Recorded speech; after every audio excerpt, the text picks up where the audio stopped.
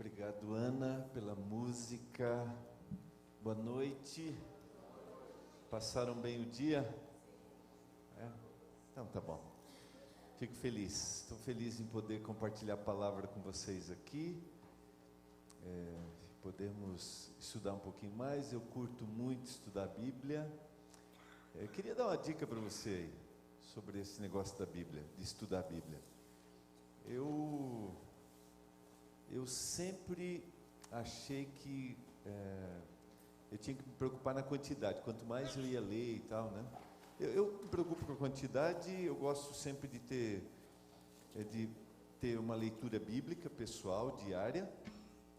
Gosto de ter um livro que a gente na Igreja Adventista diz que são os livros do Espírito de Profecia, que são livros de uma autora chamada Ellen White. Nós acreditamos que ela foi uma autora inspirada. Se você nunca leu, ou se você tem preconceito, eu queria dizer para você que leia. A minha sugestão: comece lendo aqueles que são narrativas, são histórias, não os que são compilação. Não comece com os que são compilação, ou seja, aqueles que são textos selecionados. Por exemplo, leia Caminho a Cristo, leia O Desejar de Todas as Nações, leia Patriarcas e Profetas, Parábolas de Jesus, e outra coisa, não esqueça de ler Ellen White também. A gente tem que ler dentro de um contexto como a gente lê a Bíblia. A gente não pode pegar textos isolados, às vezes, e não contextualizarmos eles e criarmos problemas. Eu vejo que algumas pessoas têm muito preconceito, tanto pessoas que são da comunidade adventista, quanto aquelas que não são. E eu sempre digo assim: leia, depois me diz, né, o que você vai entender ali. Então fica a minha sugestão. E eu sempre gosto de ter um outro livro lendo, assim, devocional. E agora eu tenho que ler também livros um pouco mais técnicos para preparar uma aula, que eu tenho que pôr um outro olhar. Ontem eu falei para os meninos na lição que estou lendo um filósofo, faleceu no ano passado, Zygmunt Bauman, que eu gosto muito da leitura do Zygmunt Bauman, que é o filósofo da geração líquida. Não sei se vocês já leram alguma coisa, Vida Líquida, Amor Líquido. É muito interessante essa coisa da descartabilidade. A gente vive na época da descartar, né? As coisas são tudo vira descartável, e infelizmente os relacionamentos também se tornaram descartáveis. A gente às vezes não está mais disposto a pagar o preço, a correr atrás e tal, né? É bem interessante a reflexão do Bauman, tá? Então, mas eu queria só dar uma diquinha sobre a questão da Bíblia. Eu tenho uma amiga que é professora lá na nossa universidade, ela e o esposo, é a professora Christy. Não sei se já convidaram a Christy para vir aqui. Pastor, vou dar uma sugestão, trazer a professora Christy aqui, né, e o esposo dela. Ela é arqueóloga, né, os dois fazem projetos de arqueologia, e ela tem algumas dicas bem interessantes. Por exemplo, não leia a Bíblia com pressa. Essa é uma sugestão de Ellen White, né? Não leia a Bíblia com pressa. E é o que eu gosto de fazer. Então hoje eu não me preocupo com a quantidade que eu leio. Eu tenho o meu tempo de leitura, que eu penso, esse aqui é um tempo interessante. Mas eu me preocupo no entendimento do texto. E às vezes eu volto no mesmo capítulo ou no mesmo versículo algumas vezes para entender o que ele tem. Porque a gente tem que... Não sou eu que interpreto a Bíblia, né? Você sabia, né? Não é a gente que interpreta a Bíblia. Porque isso é muito perigoso, né? Se cada um interpretar a Bíblia, cada um funda uma igreja. É a Bíblia mesma que se interpreta. Então, qual é o meu grande desafio? É tentar chegar o mais perto possível do que Deus revelou através do Espírito, ou melhor, Deus inspirou através do autor bíblico, inspirou o Espírito Santo e o autor bíblico escreveu. Então esse é o meu desafio, é chegar o mais perto do que ele quis dizer ali. E lógico, aí tem aquelas diquinhas, né? Leia o texto, leia o contexto, e descubra também qual é a figura de linguagem que foi escrita a Bíblia. Porque na Bíblia a gente tem poesia, a gente tem história, a gente tem parábola, a gente tem profecia. Eu dou, para todas as matérias que eu dou, sempre as 2 primeiras aulas, 2, 4, depende, né, do grupo, eu dou essa aula, mesmo que eles já tenham recebido em algum momento, para relembrar. Porque às vezes a gente pega um texto e a gente tira totalmente do contexto, a gente não se concentra. Uma outra coisa que eu faço, eu não leio com pressa. Segunda, tento identificar qual é a figura de linguagem. Isso é bem fácil, viu?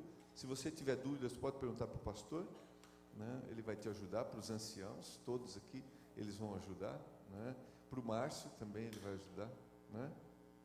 Lembra, Márcio? Todas, né? Pode, né? Ele tá fresquinho ainda, pastor. Aluno de teologia ainda está bem, né? A gente que já faz um tempinho, né? Mas outra coisa que eu faço, eu carrego uma canetinha, sempre colorida, e eu sublinho frases ou versos que me chamam a atenção. Então eu não vou com pressa. Essa frase me chamou a atenção. Às vezes no meio do verso eu pinto. Eu achei aquela canetinha gel agora, que ela não marca do outro lado, né? Antes eu usava lápis de cor, agora eu achei a canetinha gel. Então eu tenho ali, para livros é uma cor e para a Bíblia é uma cor específica, tá? Então essa é uma minha dica para você. Por que eu estou falando isso? A palavra é que transforma a gente. Eu não acredito que a Bíblia é um livro natural. Eu acredito que a Bíblia é um livro sobrenatural. Eu acredito que salta um negócio extraordinário, poderoso dali. E é isso mesmo. Porque a Bíblia transforma a vida das pessoas. E a Bíblia faz coisas assim que a gente não... né? Eu sou de uma família, eu nasci praticamente dentro da doutrina da Igreja Adventista do Sétimo Dia. Meus avós eram da igreja e minha mãe, quando eu nasci, havia abandonado a igreja, porque ela casou com meu pai. E meu pai não professava a mesma fé. E aí ela abandonou. E aí minha avó morava do lado da casa da gente, ela viu os netos ali, né? Falou assim: vou catar esses netos e vou levar para a igreja, né? Minha mãe não estava. E eu fui batizado com 9 anos de idade. Eu vou fazer a pergunta, só que você não responda, tá? Se não responda, só pense. Não, porque eu posso decepcionar vocês com a minha resposta depois. Então só pensa, nem balança a cabeça.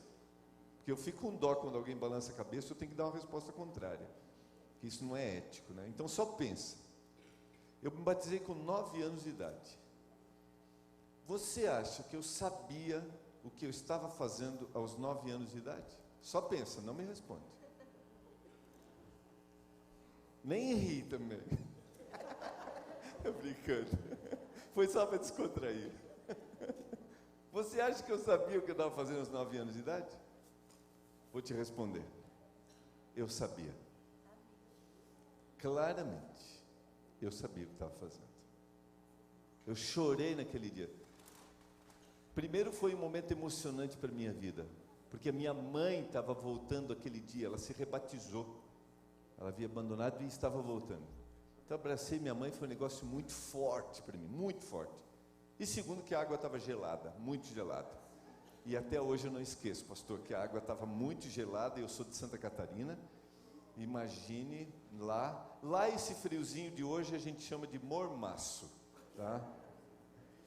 Eu sabia o que estava fazendo naquele dia.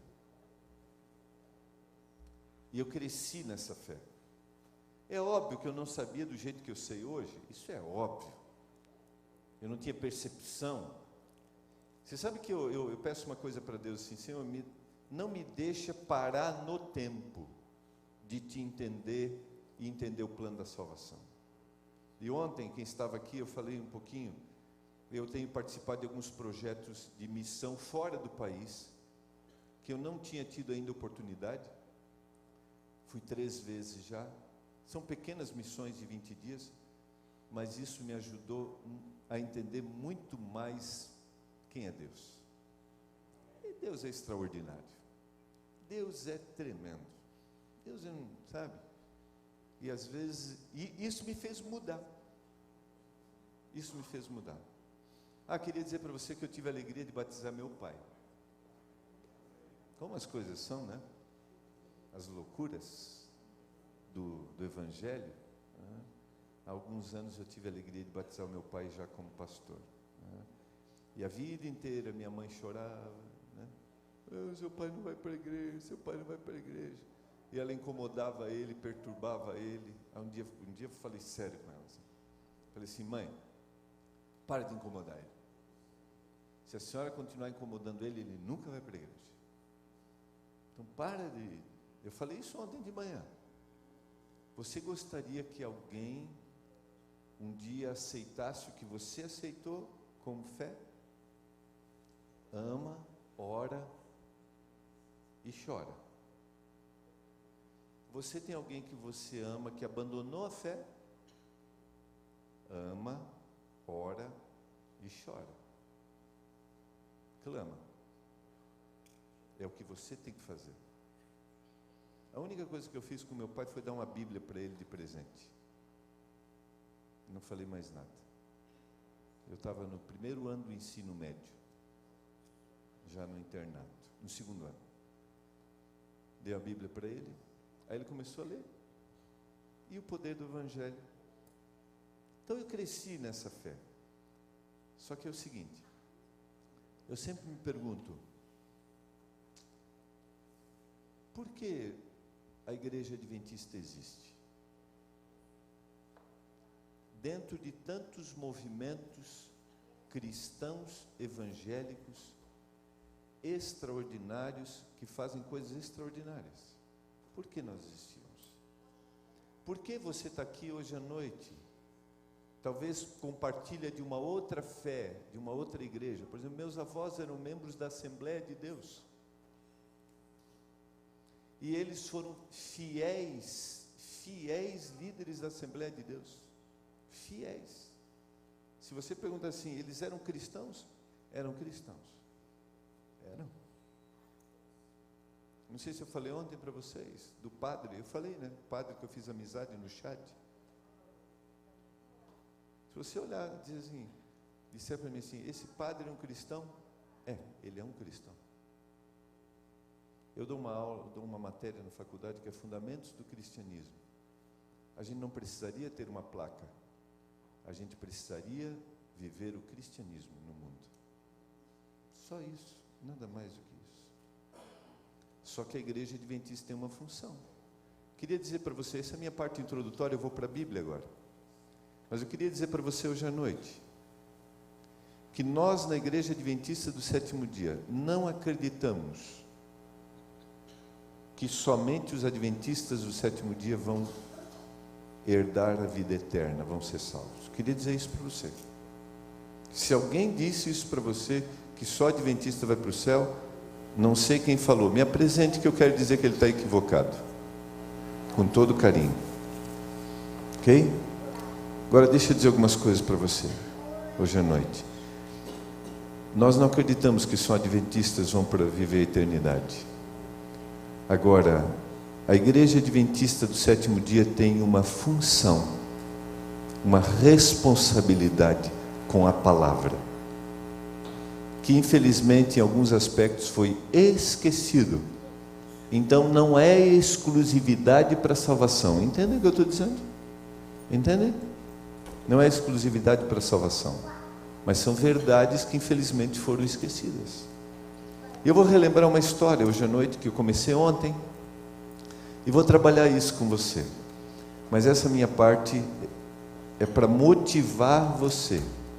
Então eu sei que tem aqui hoje à noite pessoas que já fizeram parte de outras denominações e que um dia disseram assim: uau, conheci isso que eu não conhecia, ou entendi isso que antigamente eu entendia de outra forma. Você tem uma responsabilidade de interceder, de orar por aqueles que um dia você fez parte.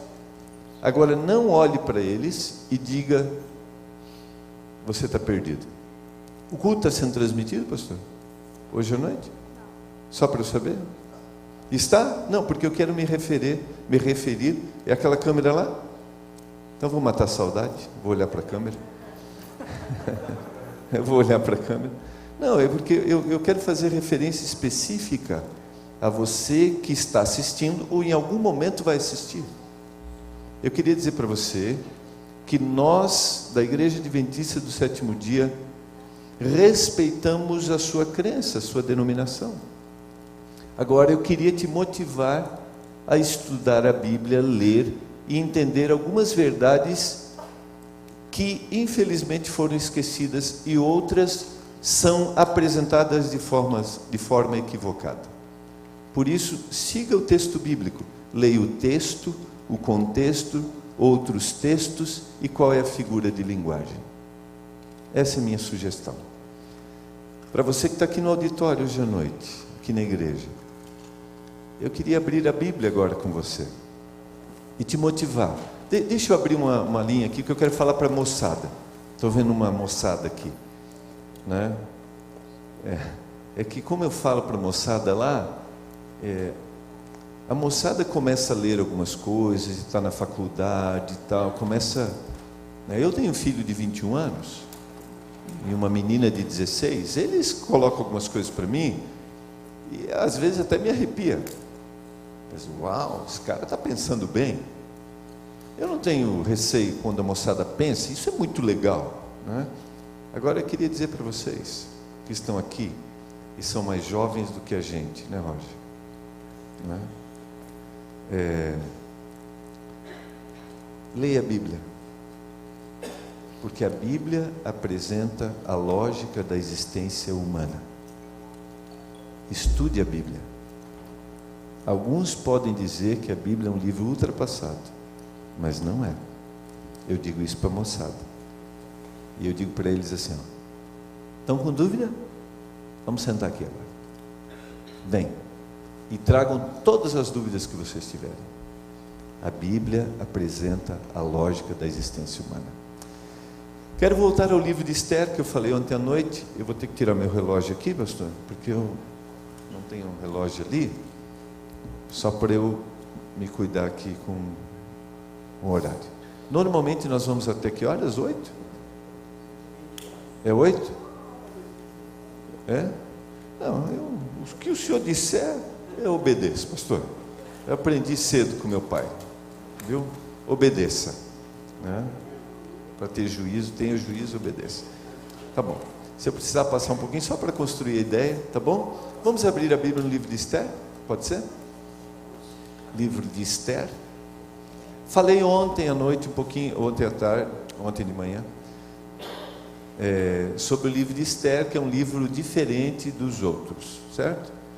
Ele não tem nada de religioso, ele é um livro que não, né, eu falei que a coisa mais religiosa que tem é um jejum, que Esther pede para que eles jejuem,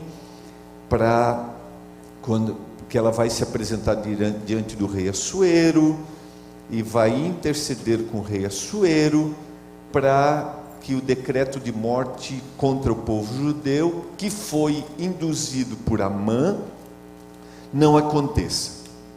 E é interessante esse negócio do jejum. Deixa eu dizer uma coisa aqui para você, que a gente faz tudo no âmbito religioso para a gente entender ainda mais o plano de Deus para a nossa vida.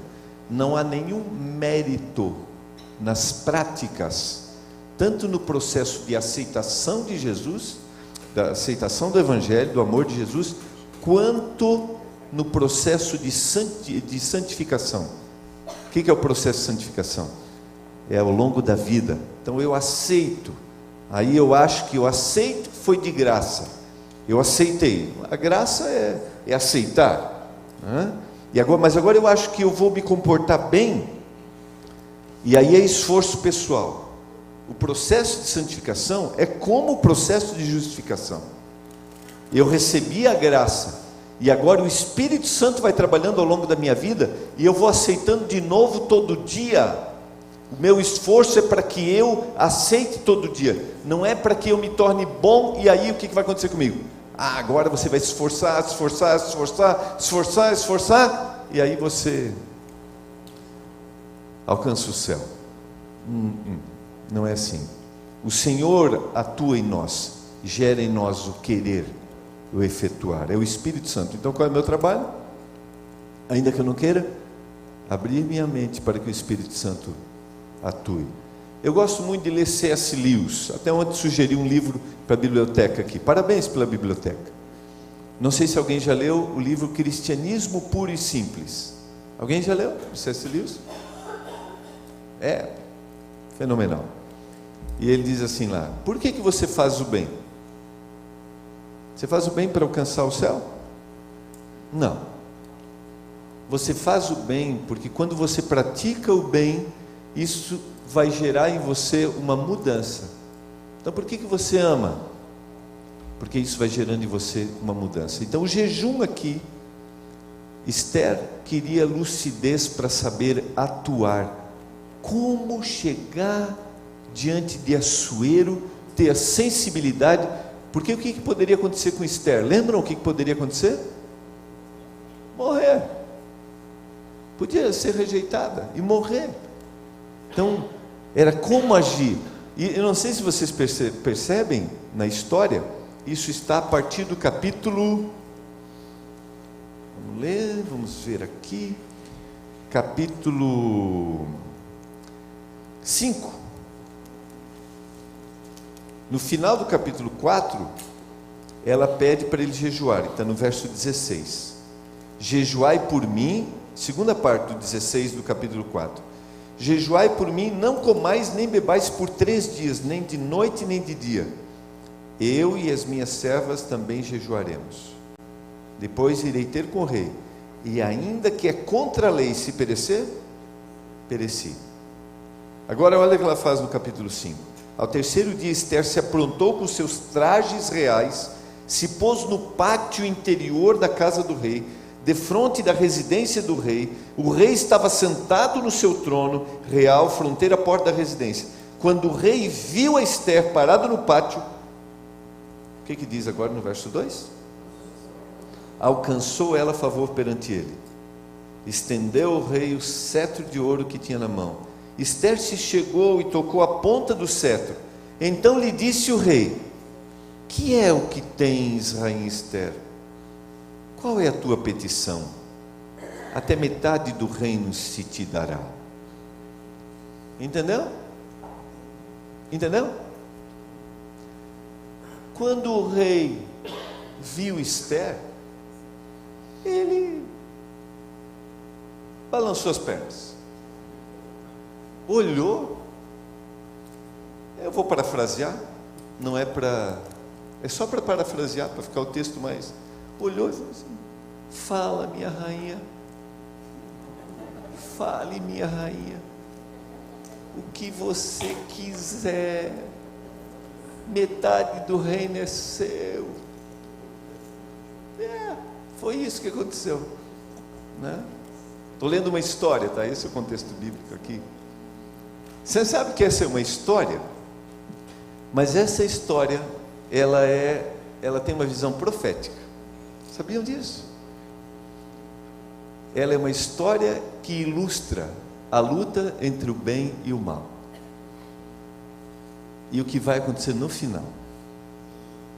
Ela é uma história, mas ela tem um recado para dar para a gente. Nós estamos, falei isso ontem, nós estamos no meio de uma luta, e um dia essa luta vai chegar ao fim. Os personagens do livro de Esther representam o bem e o mal.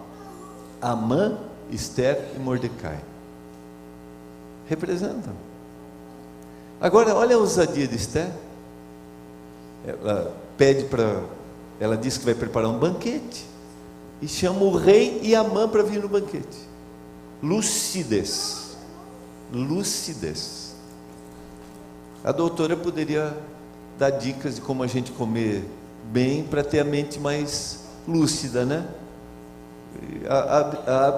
A abstinência do alimento fez isso, para que o Espírito Santo falasse na mente. Foi o que aconteceu. Foi o que aconteceu. E aí o Amã vai no banquete e tal, e fica deslumbrado. Quem é o Amã? Para quem não estava ontem. Quem é o Amã? O primeiro-ministro, usado pelo inimigo para induzir o rei a um decreto de morte contra o povo judeu. Ele vai no banquete, chega em casa e fala para a esposa Zeres, né? Olha as reações das mulheres, que interessante, né? Esther sendo usada, e Zeres agora também vai ser usada pelo mal. Zeres chega, o Amã abre o coração e diz assim: eu estou arrebentando com o rei, eu e o rei estamos assim, ó, assim nós dois, está demais. Agora estou até a rainha Esther, vai ter outro banquete amanhã tem outro banquete. Porque Esther, olha a ousadia de Esther, só o Espírito Santo mesmo. Não diz que é o Espírito Santo, viu? E nem diz que é Deus.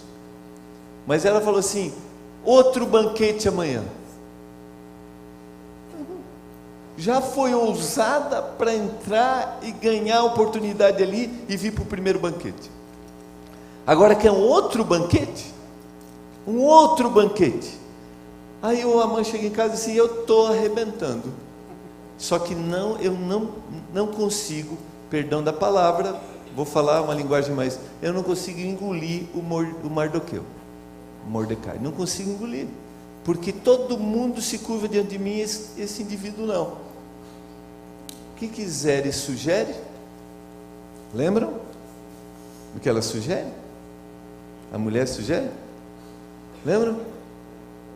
Faz uma forca para ele. Faz uma forca. Ousada, né?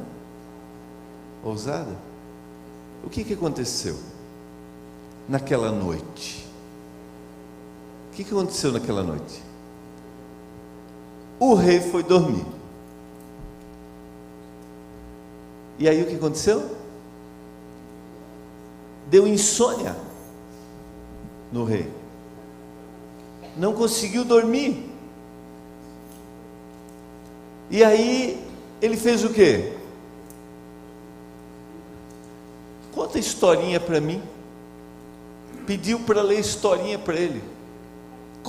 Leia os livros dos acontecimentos memoráveis que a gente teve já no nosso reino. E aí eles abrem os livros para ler. E aí o que acontece? Abre-se os livros e é contada a história de Bigtã e Teres. Se eu não me engano, está no capítulo 2. Mas lá, eu acho que no 2 é que abre um espaço, conta a história de Bigtã e Teres, que eram dois indivíduos que tentaram arquitetar contra o rei Assuero. Mordecai foi lá, avisou, investigaram, pegaram o Bigtã e Teres e o rei, e escreveram no livro. E eles vão agora, vão contar a história e vão ler exatamente a história de quem? Do Bigtã e Teres. Aí vou pensar como pessimista, tá bom? Pastor, não fala de Deus no livro e tal, mas com certeza os assessores ali estavam tudo induzidos por Esther. Esther deve ter dito assim: leva lá o livro do Mordecai. Estou pensando no mais pessimista, tá? Beleza, me rendo a esse argumento, me rendo. Agora, por que o rei não conseguiu dormir? Por quê? Porque exatamente naquela noite o rei não conseguiu dormir. Porque exatamente naquela noite ele pediu para contar a história. Não diz que é Deus, mas eu acredito que o rei não dormiu aquela noite exatamente Porque Deus disse assim: hoje você não vai dormir. Queria dizer para você uma coisa: você não vê Deus, mas Ele está trabalhando. Sabia? Você não vê, mas Ele está trabalhando. Talvez Ele não dê as respostas que você quer no momento que você quer, mas Ele está trabalhando. Talvez você não terá resposta aqui, mas um dia você terá.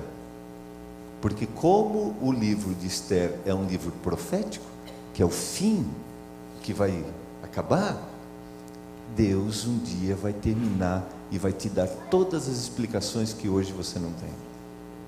Sabia disso? Vamos voltar para o livro de Jó, só como citação, para fundamentar o que eu estou te dizendo. Jó morreu sem saber por que sofreu. Deus não deu nenhuma resposta para Jó. Lembra do livro de Jó?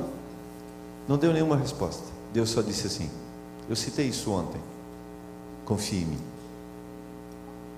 Volto, fechei a janela. Quando contaram a história do Bigtan e Teres, o rei pergunta assim: quem é esse tal de Mordecai que me ajudou? Quem é? A ele toda a honra, vamos dar honras, vamos reconhecer, né? Vamos reconhecer esse indivíduo. E aí, capítulo 6, verso 4, o rei pergunta: quem está no pátio? Ora, Amã tinha entrado no pátio exterior da casa do rei para dizer ao rei que se enforcasse a Mordecai na forca que ele e Amã tinha preparado. Os servos do rei lhe disseram: Amã está no pátio. Disse o rei que entrasse. Entrou Amã. E olha agora o discurso do rei: que se fará ao homem a quem o rei deseja honrar? O que o Amã pensou? É a música popular. O cara sou eu. O cara sou eu. A quem deve se honrar? O cara sou eu. Sou eu. De quem se agradaria o rei mais do que a mim para honrá-lo?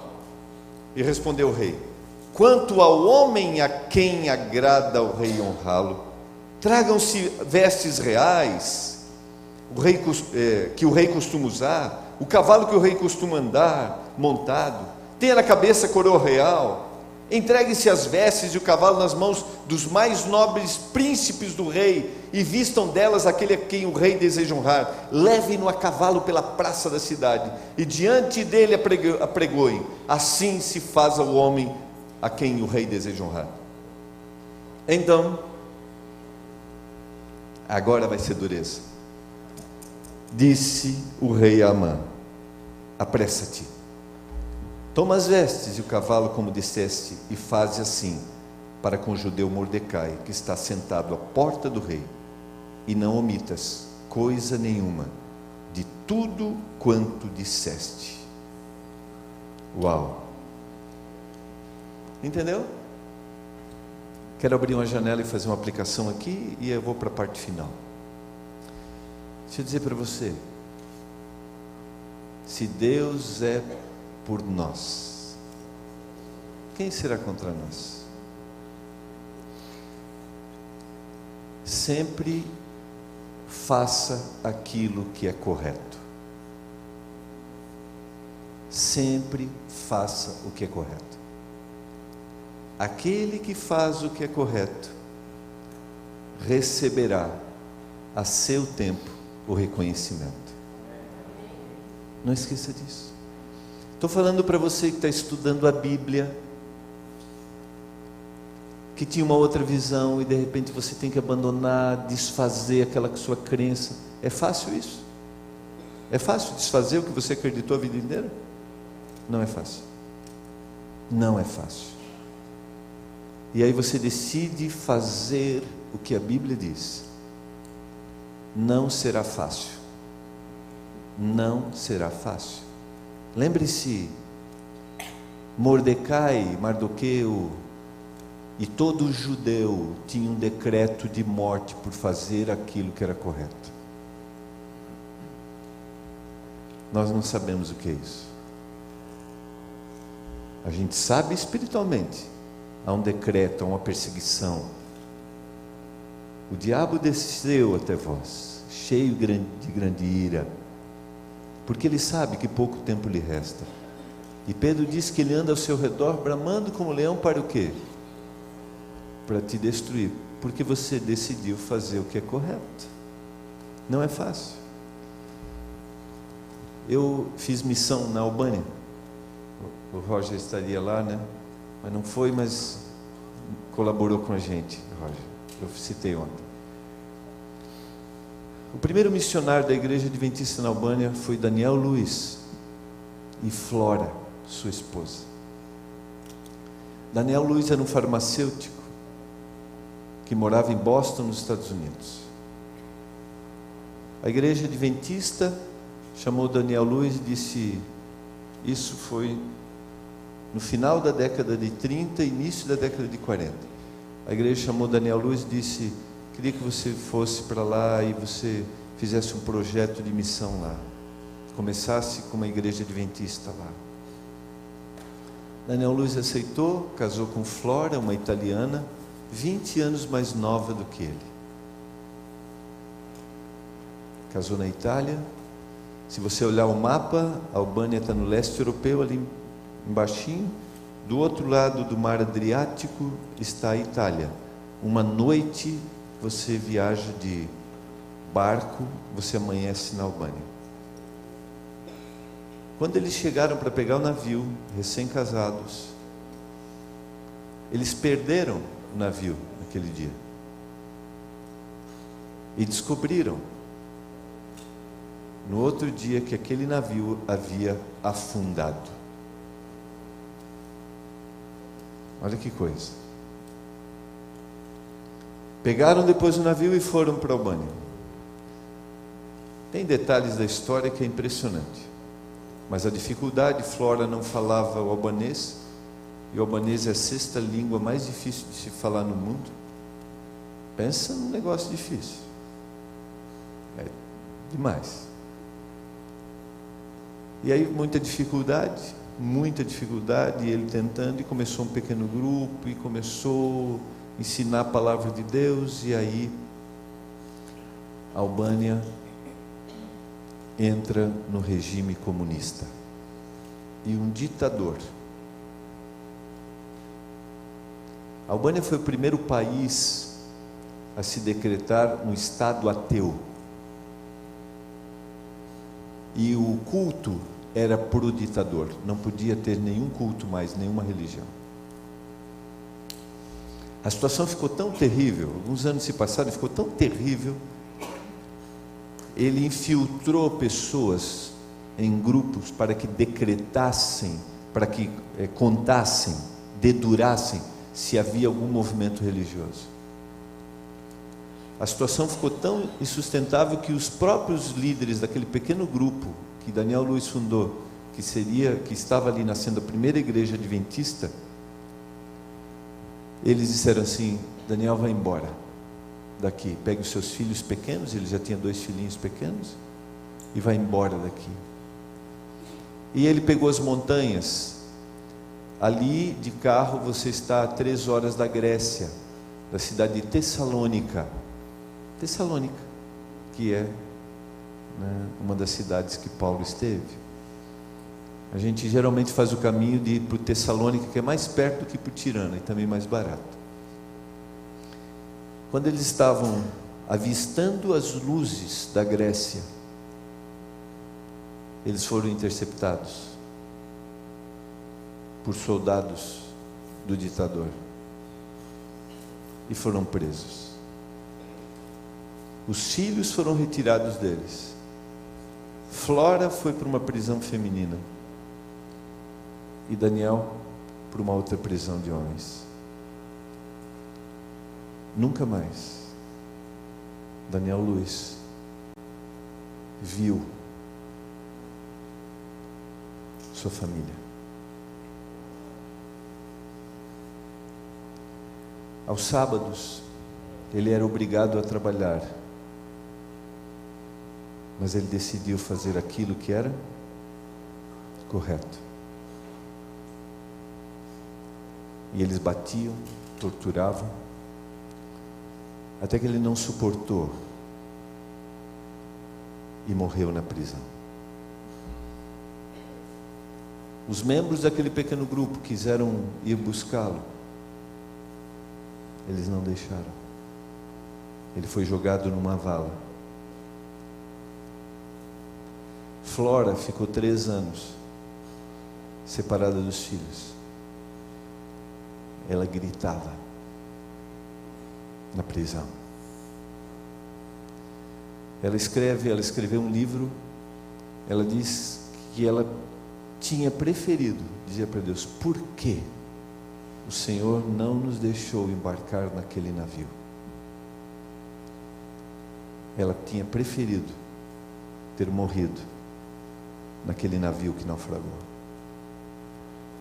A gente que tem filhos sabe um pouquinho do que isso significa, do que a gente faz pelos nossos filhos. 3 anos depois, foi devolvido os filhos.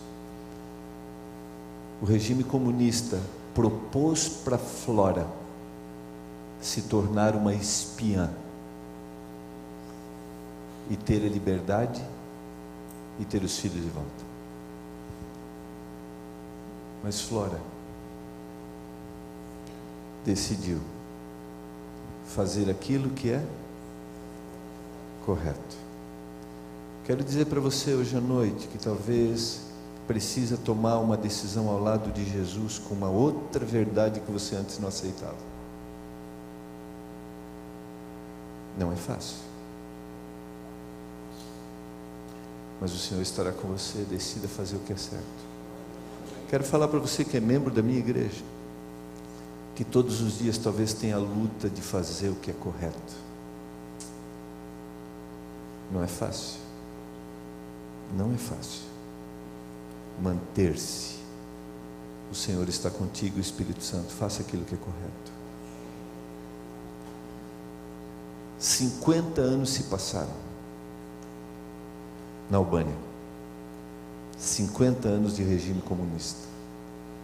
Aquele pequeno grupo se preservou, escondido, durante 50 anos. Uma senhorinha, já senhora, que era jovenzinha, quando aquele grupo começou, guardou dentro de uma latinha seu dízimo. Dava para comprar um apartamento. Ela guardou durante todo aquele período. Uma pessoa que estava na prisão com Daniel Luiz falou assim: eu não sei o que esse negócio louco que você acredita. Nunca ouvi falar disso. Sábado. Mas uma coisa eu vou fazer. Quando eu sair daqui, se acabar um dia tudo isso, se eu sair dessa prisão, eu vou ajudar a comprar uma igreja, comprar um terreno e ter uma igreja sua nesse lugar. E ele fez isso. Esse ano a igreja adventista em Córtia fez 25 anos. Quando saiu do regime comunista, a Albânia ficou tão fechada, pra você ter uma ideia, tão fechada, ninguém no mundo sabia o que acontecia na Albânia. Ninguém. Madre Teresa de Calcutá é daquela região. Eu não lembro se foi a mãe ou a irmã de Madre Teresa que adoeceu nesse período. Não lembro. Mas Madre Teresa pediu para ir lá. E o ditador não deixou. E ela morreu sem Madre Teresa visitar. O presidente dos Estados Unidos na época intercedeu junto ao ditador para receber, e ele não permitiu. Quando saíram do regime comunista, a igreja adventista mandou um pastor na Albânia em Córtia para saber o que tinha acontecido. Pastor Ray Dabrowski. Lembra desse pastor, pastor Silas? Foi líder de comunicação da igreja por muitos anos. Pastor Ray Dabrowski chegou em Córtia e encontrou aquele pequeno grupo. Encontrou Merope com a sua caixinha, com o dízimo guardado por todos aqueles anos. Sabem por quê? Eu não sei qual será o resultado, mas eu decidi fazer o que é correto. Eu quero terminar. Queria dizer para você que Amã morreu na forca que ele estava preparando para Mordecai. No outro dia, no banquete, Esther expôs a situação. O rei se irritou. O rei não refez o novo decreto, mas o rei fez um decreto para que o povo pudesse lutar, se defender. Outro dia eu venho pregar sobre isso, pastor, porque aqui é uma outra lição extraordinária. É o livre-arbítrio que a gente tem, a liberdade que Deus nos dá. Mas eu quero terminar fazendo um apelo para você. Você que, como eu, um dia fomos batizados na igreja adventista. Você gostaria de continuar dizendo: Senhor, eu quero fazer o que é correto? Você gostaria? Aos 9 anos, quando eu afundei na água, eu sabia o que estava fazendo. É óbvio que eu não sou uma pessoa perfeita. É óbvio que eu já errei. Quando eu cheguei nos meus 16, um dia eu perguntei para a mãe assim: mãe, esse negócio que a gente tem na igreja, tem uns negócios que eu não consigo entender, mãe. Quase que eu me rebelei. Minha mãe falou assim: filho, continua fiel.